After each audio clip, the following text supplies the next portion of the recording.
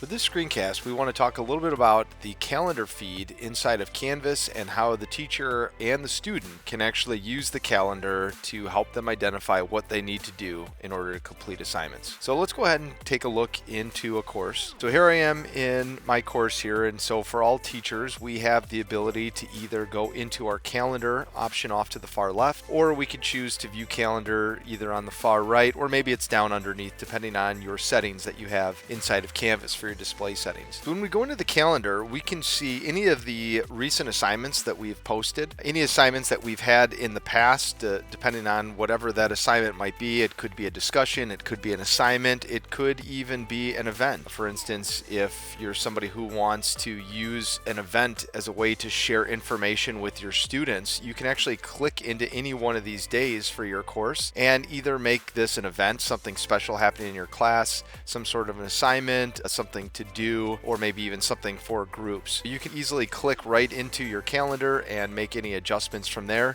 But if you do create an assignment, automatically, once you put a due date in, those things will show up and display here on the calendar. So what does it look like for students on the student side? Let's go ahead and take a look at what Canvas looks like for the student. So here we are on a student side, and what we want to do is take a look to see what does this look like for our students. So same thing with students, they can go ahead and click on the calendar, and as a student they will get a chance to see all of the different things that all of their classes have posted with a due date. Like we said, events, assignments, discussions, quizzes, anything that has a date on it or a date attached to it will show up in the calendar. And for the student, they'll get a chance to see the specifics of what each of these are based on the icons that are showing. So for instance, some of these are discussion posts, quizzes, some sort of an assignment that is posted here. And once the students actually submit this or complete it, a line will go right through that, indicating to them that they have actually finished that assignment. If they head over to the far right, they can easily